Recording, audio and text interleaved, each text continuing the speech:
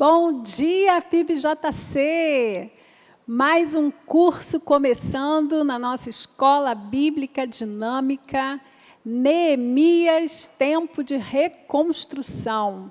Nos próximos domingos, mais 5 domingos, serão 6 aulas. Nós estaremos juntos aqui nas manhãs de domingo. Você pode compartilhar o link dessa aula, você pode chamar a sua célula, chamar os seus amigos, porque vai ser um tempo que, com certeza, Deus vai falar ao seu coração, ao meu coração. A equipe de professores desse curso, Pastor Rodrigo Brito, Jonatas Ambrósio, junto comigo, junto com a Vanessa, nossa coordenadora, está se empenhando muito para que você receba conteúdo de muito boa qualidade nesses dias. Fomos presenteados com o curso Põe a Ordem em Seu Mundo Interior, ministrado pela professora Ana Gilda, um curso que falou muito ao nosso coração, e agora estamos começando essa nova etapa. Outros cursos da EBD estão acontecendo também nesse tempo, e você é nosso convidado, se você não faz parte da PIBJC, a estar conosco, acompanhando essas aulas. Hoje e nos próximos 5 domingos, nós vamos estudar sobre o livro de Neemias, um livro encantador, fascinante, uma história repleta de experiências de fé, de princípios de liderança, e um modo muito especial como Deus agiu na vida do seu povo, através de um líder fiel, um líder leal ao seu povo. E nós vamos aprender muito sobre essa história, sobre aquilo que acontecia enquanto os muros de Jerusalém iam sendo reconstruídos. Na aula de hoje, nós vamos estudar sobre a contextualização histórica, um esboço temático do livro de Neemias. Mas antes disso, eu gostaria de orar com você. Eu gostaria que aí mesmo, onde você está, você desse uma paradinha, se concentrasse. Esse é um tempo para você preparar o seu coração para aquilo que o Espírito Santo há de revelar a nós através da sua palavra, nesse tempo separado para o estudo da Bíblia. Vamos orar?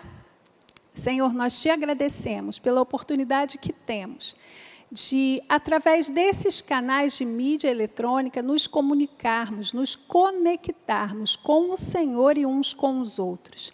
Obrigada pela tua palavra, obrigada especialmente por esse livro tão rico, tão precioso, que traz lições tão maravilhosas para as nossas vidas no tempo de hoje. Obrigada porque podemos olhar para as experiências dos teus servos do passado e aplicá-las à nossa vida presente. E com isso reconhecemos a imutabilidade da tua palavra. Muito obrigada porque ela permanece atemporal, porque ela permanece aplicável a todas as áreas da nossa vida. Fala-nos através desta aula, através deste encontro, que possamos desfrutar dessa conexão contigo e uns com os outros, mediada pela compreensão da tua palavra. Em nome de Jesus. Amém. Pronto? Vamos lá? Você já tem aí o seu bloquinho de anotações, a sua caneta, o seu bloco de notas no celular. Eu não sei o que você providenciou, mas provavelmente você vai querer fazer anotações. Tenha com você a sua Bíblia, tenha com você material para anotações. O livro de Neemias, que nós começamos a estudar hoje, é o penúltimo de 12 livros que, na nossa Bíblia, estão ali na seção dos livros históricos do Antigo Testamento. Você vai lembrar que os livros históricos são aqueles Josué, Juízes, Ruth, 1 Samuel, 2 Samuel, 1 e 2 Reis, 1 e 2 Crônicas, Esdras, Neemias e Esther. Neemias está, então, como o penúltimo livro dessa coleção, que na organização da nossa Bíblia corresponde aos livros históricos. Como todo livro histórico, ele tem uma história para contar. Ele está trazendo acontecimentos marcantes que, num determinado período da história, influenciaram um povo ou até mesmo nações e a humanidade inteira. Na aula de hoje, o nosso objetivo é apresentar uma visão bem panorâmica do livro de Neemias a partir dessa contextualização histórica do livro. Ou seja, eu quero considerar com você alguns elementos históricos que facilitam a nossa compreensão da mensagem do livro. As nossas aulas, ao longo desse curso, elas serão baseadas em diferentes fontes bibliográficas. A principal delas será o livro do pastor Hernandes Dias Lopes, chamado Neemias, Tempo de Reconstrução. Nós pegamos emprestado do título deste livro o título do nosso curso.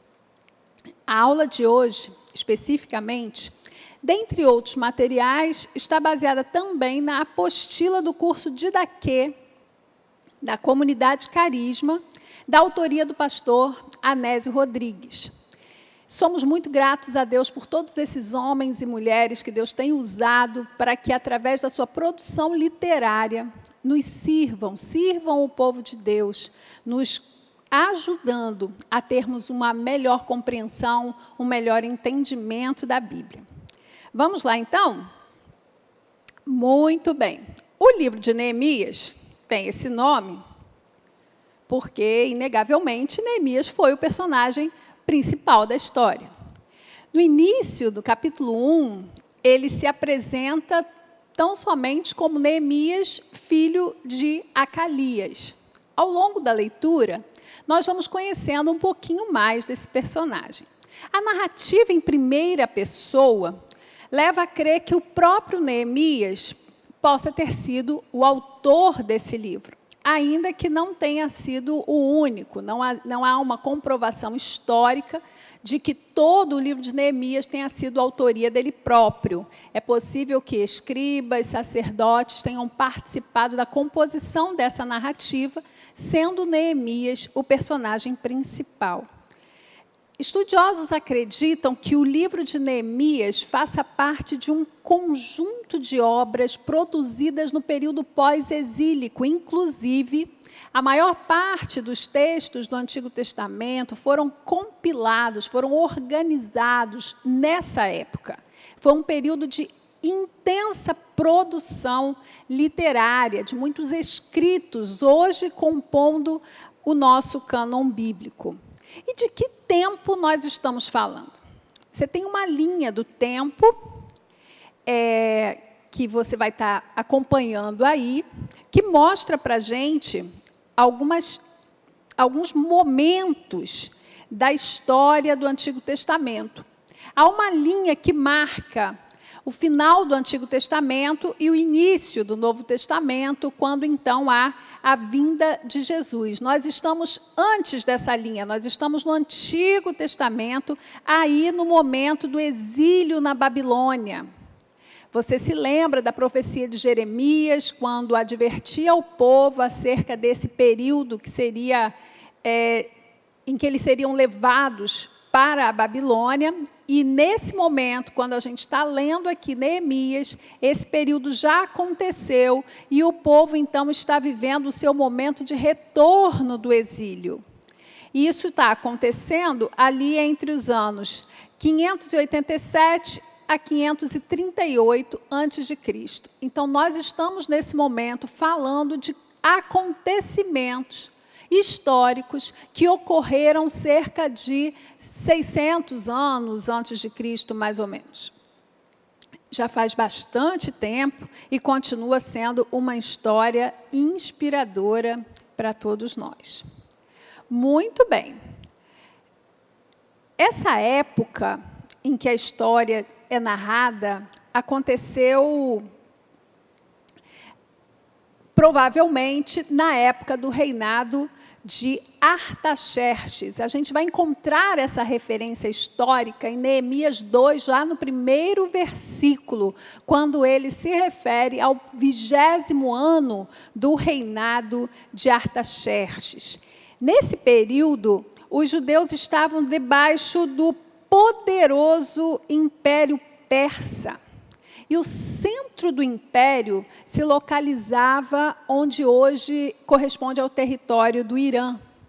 Estudos arqueológicos mostram a suntuosidade das construções com os famosos jardins suspensos, considerados uma das 7 maravilhas do mundo antigo.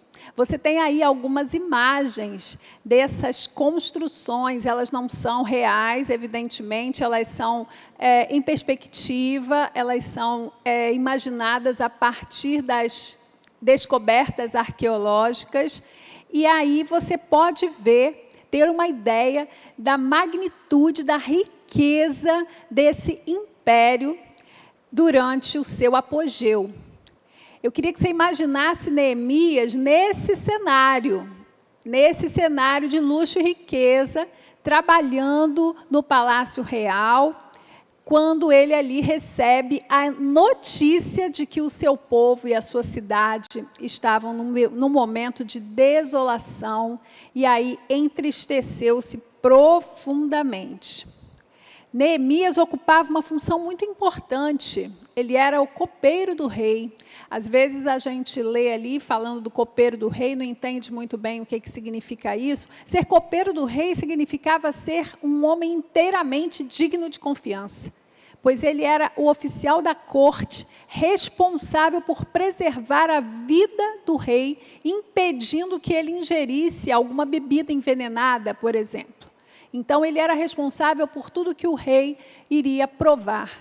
Era alguém que o rei depositava total confiança e tinha com ele um relacionamento muito próximo.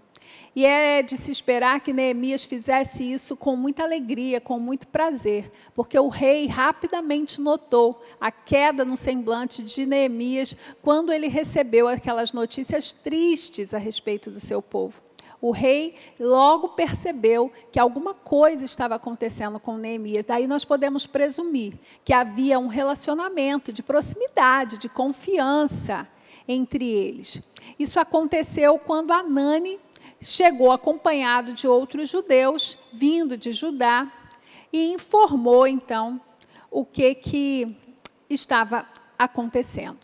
Já havia ocorrido alguns retornos, algumas levas de judeus já haviam retornado da Babilônia para Jerusalém. A gente vê esse registro lá no livro de Esdras, a gente já começa a ver alguns retornos acontecendo. Lá no capítulo 1 e no capítulo 8 de Esdras, a gente encontra o registro dos primeiros retornos que aconteceram de judeus voltando para a sua terra.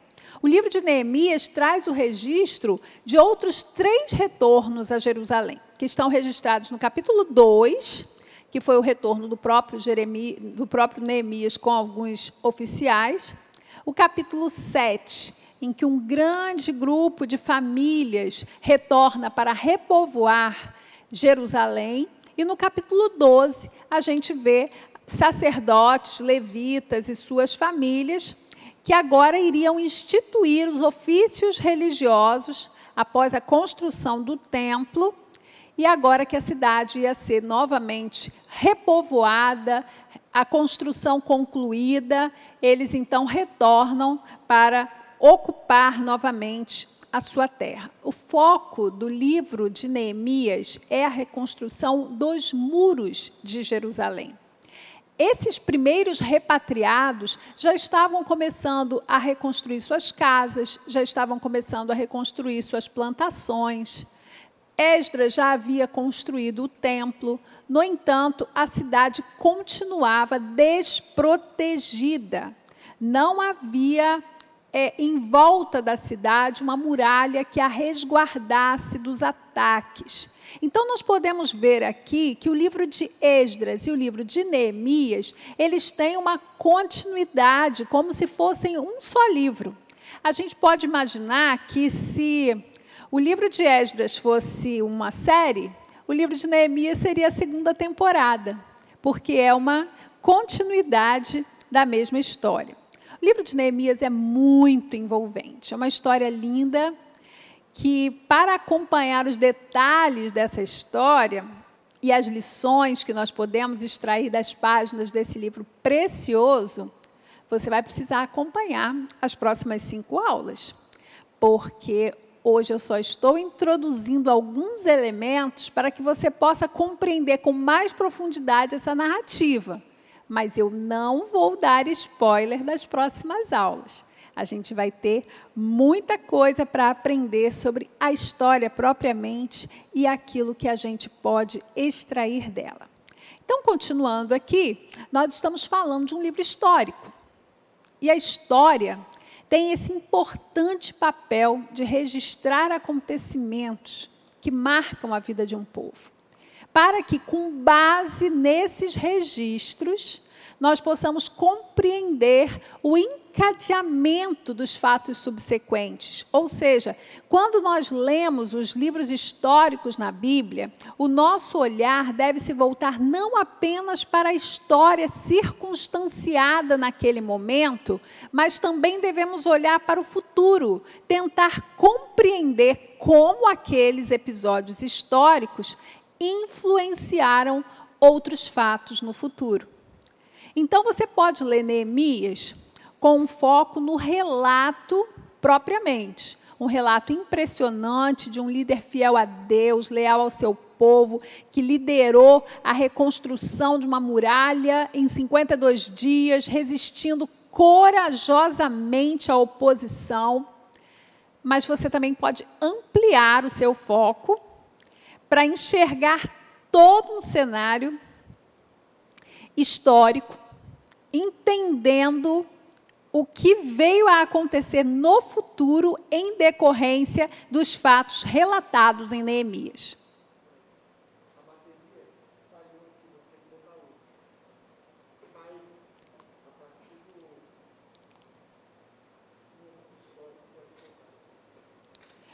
Não, então eu volto.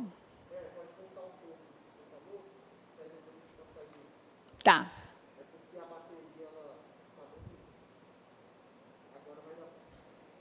Então, deixa eu aproveitar e tirar isso daqui.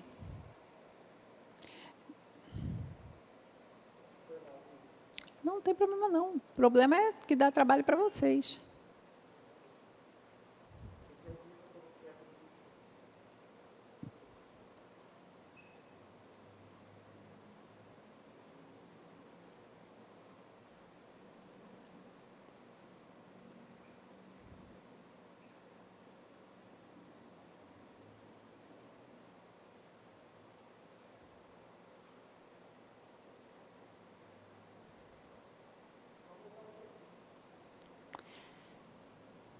Então, nós estamos falando de um livro histórico. E a história tem esse importante papel de registrar acontecimentos que marcaram a vida de um povo, para que, com base nesses registros, nós possamos compreender melhor o encadeamento dos fatos subsequentes, as consequências a que esses fatos nos levam. Então, quando lemos os livros históricos da Bíblia, o nosso olhar deve se voltar não apenas para a história circunstanciada naquele dado momento, mas também devemos olhar para o futuro, olhar para o que aconteceu depois, para tentar compreender como aqueles episódios influenciaram outros fatos.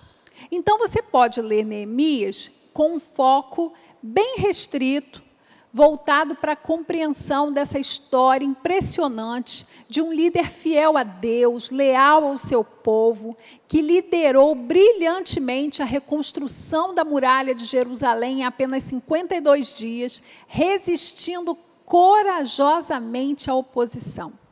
Mas você também pode ampliar o seu foco para enxergar todo o cenário histórico, entendendo o que veio a acontecer no futuro em decorrência dos fatos relatados em Neemias. Na aula de hoje, a equipe de professores desse curso optou por esse foco mais ampliado. É claro que não temos tempo para maiores aprofundamentos e nem é o nosso objetivo. Como eu disse no início, nós queremos fazer uma abordagem bem panorâmica e temática, um esboço do conteúdo do livro de Neemias que nós vamos estudar nas próximas 5 aulas. Então, nós vamos tentar entender esse cenário, basicamente. Como eu disse, a história de Neemias está acontecendo durante o Império Persa, no reinado de Artaxerxes, que era filho do rei Xerxes, que em hebraico era chamado de Assuero. Esse você conhece. Ele está lá no livro de Esther, o marido da rainha Esther.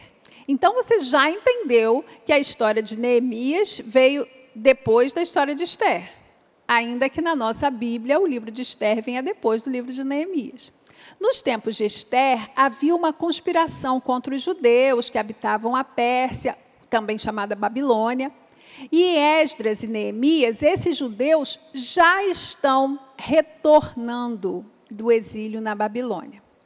Então, um fato histórico muito marcante nesse momento é o início de um sistema religioso que começou a ganhar forma e força a partir da construção do segundo templo.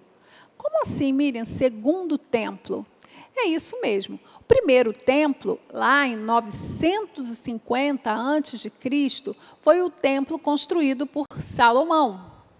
Depois, já aqui nos tempos de Esdras e Neemias, nós temos o segundo templo. Quem liderou a construção foi Zorobabel, em torno do ano 500 a.C. E há também o chamado terceiro templo. Você está vendo aí uma imagem desse templo, que é o mesmo templo de Zorobabel, porém nos tempos de Herodes, já em 25 da era cristã, ele passou por uma intensa reforma. Ele ficou tão renovado que muitos chamam de terceiro templo, embora não tenha sido uma construção original. Ele foi apenas uma reforma do templo de Zorobabel. Então, nós estamos falando do período do segundo templo. O templo construído por Zorobabel. E na reconstrução do segundo templo, os judeus que retornavam, que foram repatriados após o exílio, estavam muito preocupados, primeiramente, com a reconstrução das suas próprias casas. Claro, eles estavam voltando do exílio, não tinham onde morar, a cidade estava devastada, e eles priorizavam a construção das suas casas. E ali plantavam as suas lavouras e proviam meios de subsistência. No entanto, o templo permanecia abandonado. Nós vamos ver os profetas, inclusive, chamando atenção para isso. Havia também a necessidade de proteger a cidade, de resguardá-la dos ataques, e, portanto, era necessário reconstruir o muro. Isso despertou a preocupação dos povos vizinhos. Quando a gente vê ali aquela intensa oposição ao trabalho de Neemias, a gente fica sem entender por que tamanha implicância com os judeus que estão retornando para a sua terra, reconstruindo a sua cidade, reconstruindo os seus muros, e aqueles povos vizinhos não podiam dar sossego, não podiam permitir que eles trabalhassem em paz. O que estava acontecendo? Isso é fácil de entender quando a gente se lembra que naquela região muitos povos estabeleceram as suas rotas comerciais, as suas relações comerciais, e não tinham nenhum interesse em que Israel se estabelecesse como um concorrente naquela região. A história da reconstrução dos muros de Jerusalém, narrada no livro de Neemias, mostra justamente esse momento em que a cidade buscava se fortalecer e se resguardar perante os povos vizinhos. Você vai se lembrar que os povos vizinhos mandavam cartas para a Pérsia, falando de um suposto plano dos judeus de se tornarem independentes.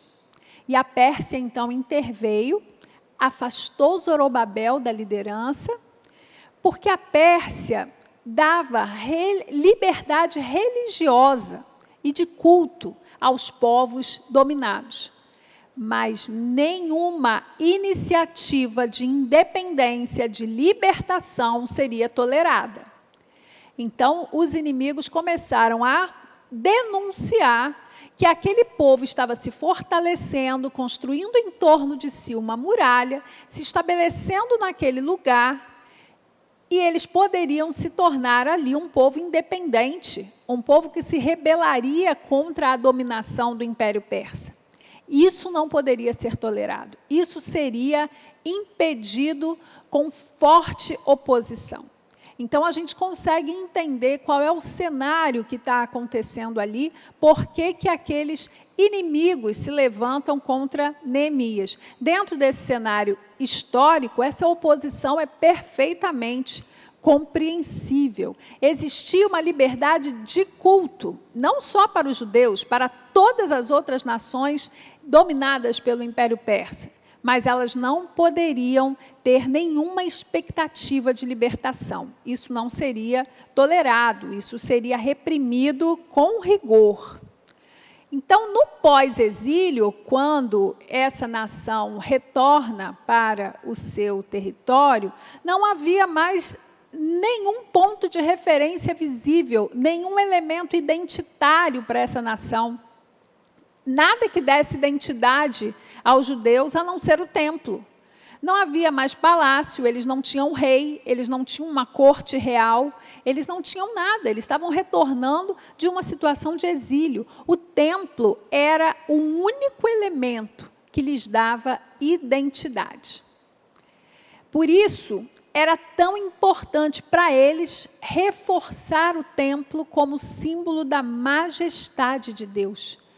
O templo era para eles a casa de Deus, o lugar da sua habitação, o lugar que o Todo-Poderoso Deus escolheu para habitar. Por isso, quase tudo que acontece nesse período converge para o templo. As relações sociais, a moral, a ética, os costumes, as regras de convivência, tudo passa a ser regulado pelas práticas religiosas instituídas em Judá, tendo como lugar exclusivo de adoração o Templo de Jerusalém. Não demorou muito para que um fato histórico importantíssimo acontecesse, que está aqui nascendo nesse relato que a gente encontra no livro de Neemias. É o surgimento do judaísmo. Notem que no livro de Neemias há uma forte ênfase na localização do templo na cidade de Jerusalém, onde se situava o Reino do Sul. É em Judá que esse povo está agora repatriado. Quem está lá no norte, que está adorando em outros locais, não está mais sendo considerado como um local legítimo de adoração. O local exclusivo de adoração agora é em Jerusalém, em Judá. Esse exclusivismo foi se tornando uma característica dessa prática religiosa.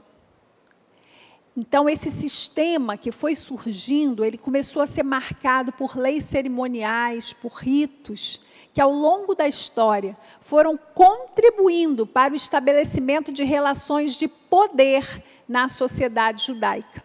Com o tempo, essa liderança religiosa ela foi se perpetuando, e se estabelecendo e se fortalecendo, porém, sem que os corações desses líderes estivessem de fato voltado para Deus e para as necessidades do povo.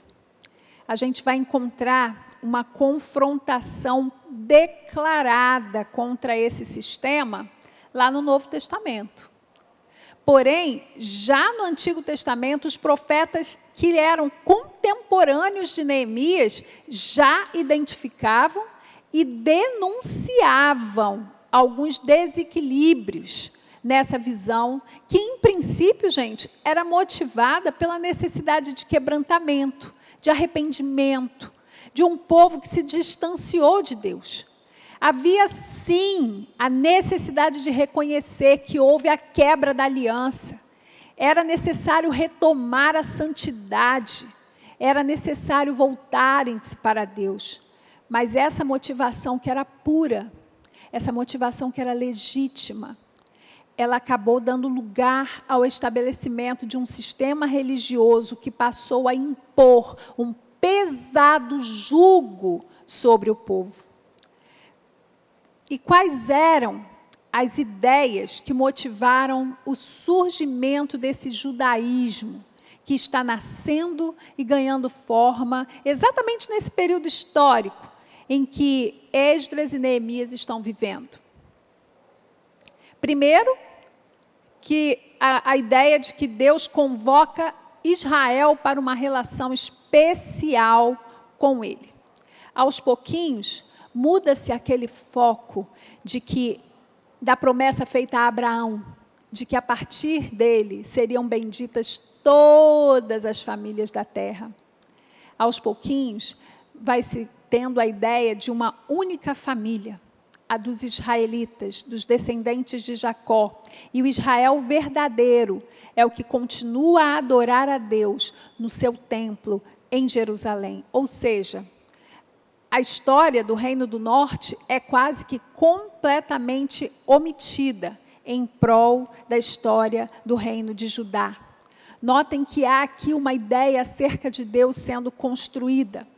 Não mais a revelação feita a Israel de um Deus que ama todas as nações e quer se manifestar a elas, e quer se revelar a elas, mas sim a ideia de que há um Deus exclusivo de Judá, que só pode ser adorado no Templo de Jerusalém. Uma outra ideia é que Deus escolheu Davi e a sua linhagem como agentes da sua vontade. Nesse sentido, destacam-se 3 grandes eventos do reinado de Davi, que foi o transporte da Arca da Aliança para Jerusalém, a fundação de uma dinastia real e os preparativos para a construção do templo, que seria finalizado pelo seu filho, Salomão. E o terceiro ponto, que é então enfatizado na instituição dessa visão do judaísmo, é que Deus escolheu o Templo de Jerusalém como local de adoração. Os sacerdotes e os demais oficiais do templo passaram então a se dedicar à criação dos seus rituais, mais do que a qualquer outro assunto. E como que era antes desse momento? Porque a gente, como eu disse, a gente precisa olhar para a história para entender o encadeamento dos fatos. Vamos olhar um pouquinho mais para trás para a gente, então, entender essa sequência histórica que está acontecendo aqui. O Antigo Testamento vem contando essa história linda, essa história de Deus, a história de Deus se revelando ao seu povo. E é lindo perceber essa revelação acontecendo aos pouquinhos, essa revelação progressiva de Deus. Primeiro, esse povo entendeu que, dentre todos os deuses, eles estavam conhecendo mais um. Depois, abriu-se mais o seu entendimento e eles enxergaram que esse Deus de Israel era o Deus maior e mais poderoso do que todos os outros deuses, até que finalmente compreenderam que há um único Deus. Ouve, ó Israel, o Senhor nosso Deus é o único Senhor. Está lá em Deuteronômio 6, versículo 1. Essa compreensão, ela avança até o entendimento de que Deus é presente, de que Deus se manifesta no meio do seu povo, Ele age, Ele livra, Ele ouve o clamor do seu povo cativo no Egito, Ele intervém na natureza, Ele dirige o seu povo por meio de uma coluna de nuvem, de uma coluna de fogo. É o Deus que vem ao encontro, é o Deus que quer ser encontrado, que se revela, um Deus que conversa com Moisés como um amigo, um Deus que chama para uma vida de obediência e santidade e que não esconde as consequências trágicas, desastrosas da desobediência. Essas ideias acerca de Deus, elas estão muito presentes na primeira parte dos livros históricos. Josué, Juízes, 1º e 2º Samuel, 1º e 2º Reis. Esses escritos, esse primeiro bloco dos livros históricos, compõe a chamada história deuteronomista, assim chamada por se basear na aliança selada entre Deus e o povo em Deuteronômio. Inclusive, você vai se lembrar que lá no reinado do rei Josias, quando ele reformava o templo, devastado pelos reis perversos que o antecederam, ele encontra o livro da lei. Muito provavelmente, o livro de Deuteronômio. E ali, essa aliança é mais uma vez renovada. Portanto, o que nós encontramos nos registros históricos anteriores ao tempo de Neemias é um olhar mais voltado para os atos poderosos de Deus, sobretudo sobre a fidelidade de um Deus que habitava no meio do seu povo, que caminhava com ele, apesar desse povo tantas vezes ter se mostrado infiel.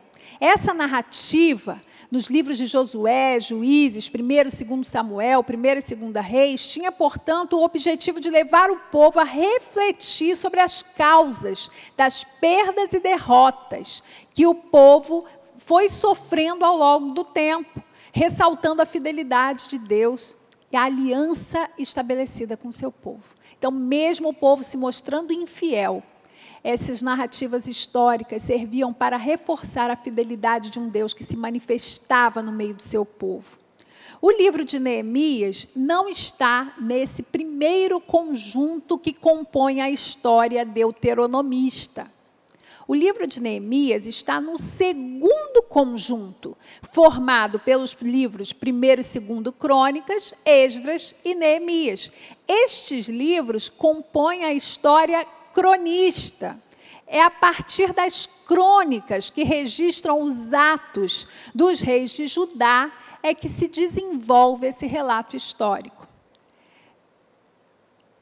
Um leitor mais desatento vai ter a impressão de que os livros de Reis e Crônicas contam as mesmas histórias, que são livros repetidos, mas não é bem assim. Primeiramente porque os livros dos reis apresentam um relato do que está acontecendo no Reino do Norte e no Reino do Sul. Já os livros de crônicas estão contando o que acontece só em Judá, só no Reino do Sul. Mas essa não é a única diferença. Os livros das crônicas foram escritos por sacerdotes que tinham essa compreensão de que a relação entre Deus e as outras nações não poderia ser a mesma relação que Deus estabeleceu com Israel. Havia também a compreensão de que Deus havia estabelecido uma relação de exclusividade com Israel, que as outras nações até poderiam adorar a Deus, desde que o fizessem em Jerusalém. Uma outra ideia era a importância do templo e dos rituais litúrgicos, que passaram a ser mediados por uma classe especial, os sacerdotes. Deus não estava mais tão acessível no meio do seu povo, ele não estava mais tabernaculando no meio do seu povo, mas agora ele habitava um lugar santíssimo que poucas pessoas poderiam acessar. Se havia uma aliança estabelecida com Abraão, a partir da qual todas as famílias da terra seriam abençoadas, nesse novo momento histórico, havia agora uma ênfase na aliança estabelecida com Davi, a quem Deus concedeu a visão da construção do templo. Então, a gente precisa ler Neemias reconhecendo que se trata de um texto cronista. E qual é a implicação disso? Quando a gente lê toda a centralidade que é dada ao templo, e até mesmo o radicalismo em relação aos estrangeiros, e a gente vê isso também em Esdras 10, quando as esposas estrangeiras são expulsas com os filhos, depois no capítulo 13 de Neemias, quando amonitas e moabitas são separados do meio do povo. Quando a gente vê isso, é claro, gente, que Deus sempre ordenou ao seu povo que se afastasse das práticas profanas dos outros povos que não obedeciam à lei de Deus. Portanto, essa separação foi feita como um sacrifício de adoração, como um gesto extremo de retorno à santidade, de restauração da aliança. Não foi por mal. Só que muita coisa feita de boa intenção, querendo até mesmo agradar a Deus, negligencia princípios fundamentais da palavra. Lembremos que foi por zelo pela lei de Deus que Saulo consentia na morte dos cristãos. Nessas horas, quando há esse desequilíbrio, essa incompreensão de alguns princípios fundamentais, Deus levanta seus profetas para trazer luz, entendimento, discernimento, equilíbrio, para evitar que um povo que antes se distanciou de Deus por causa do pecado, agora se distancie pelo orgulho da sua santidade. O chamado efeito pêndulo, que nos faz oscilar entre os extremos. Nesse mesmo período histórico, foi escrito um livro bem pequenininho, que conta uma história de amor, um romance, acontecido lá no tempo dos juízes. Um profeta anônimo escreveu o livro de Ruth, para lembrar que Deus usou uma estrangeira, uma moabita, para fazer parte da genealogia do grande rei Davi. Essa moabita, cujo povo não era digno de permanecer no meio de Israel, veio a integrar não só a genealogia de Davi, mas a partir dele, a genealogia do Messias. Um segundo livro escrito nesse mesmo período histórico foi o livro do profeta Jonas. Ao contrário de Ruth, Jonas não é bem um herói. Está mais para um anti-herói, né? Não é lá um exemplo a ser seguido quando a gente quer falar de evangelização. Ele é um judeu típico, exclusivista, que tem um forte preconceito contra os estrangeiros. E tem lá suas razões, porque não era fácil pregar para os ninivitas que oprimiam o seu povo. Ele acha que Deus ama Israel e que os outros povos, pela sua perversão, pela sua violência, mereciam ser destruídos. Na história do livro, ele se recusa a ir pregar aos ninivitas, pois teme que Deus possa perdoá-los. Esse é o receio de Jonas. Ele não quer que eles se arrependam, ele não quer que eles sejam perdoados e poupados. Depois de uma dura conversa entre Deus e Jonas, ele vai, prega, mas ainda não aceita que eles tenham se arrependido e, por isso, sejam alvos da misericórdia e do amor de Deus. Esses livros eram escritos proféticos que, no período em que nós estamos tratando aqui do pós-exílio, queriam denunciar esse exclusivismo que se instalou em Judá. Assim também fizeram Ageu e Zacarias, profetas contemporâneos de Esdras, Neemias, que Deus levantou nesse período pós-exílico para incentivar, sim, a construção do templo, como um gesto de dedicação e consagração ao Senhor. Porém, eles denunciavam a hipocrisia, o repúdio aos estrangeiros. Em Ageu, no capítulo 1, versículos 4 a 7, nós lemos: acaso é tempo de vocês morarem em casas de fino acabamento, enquanto a minha casa continua destruída? Agora, assim diz o Senhor dos Exércitos, vejam aonde os seus caminhos os levaram. Vocês têm plantado muito e colhido pouco. Vocês comem, mas não se fartam, bebem, mas não se satisfazem, vestem-se, mas não se aquecem. Aquele que recebe salário, recebe-o para colocá-lo numa bolsa furada. Assim diz o Senhor dos Exércitos, vejam aonde os seus caminhos os levaram. Em Zacarias 2, versículos 10 e 11, ele diz: cante e alegre-se, ó filha de Sião, porque venho fazer de você a minha habitação, declara o Senhor.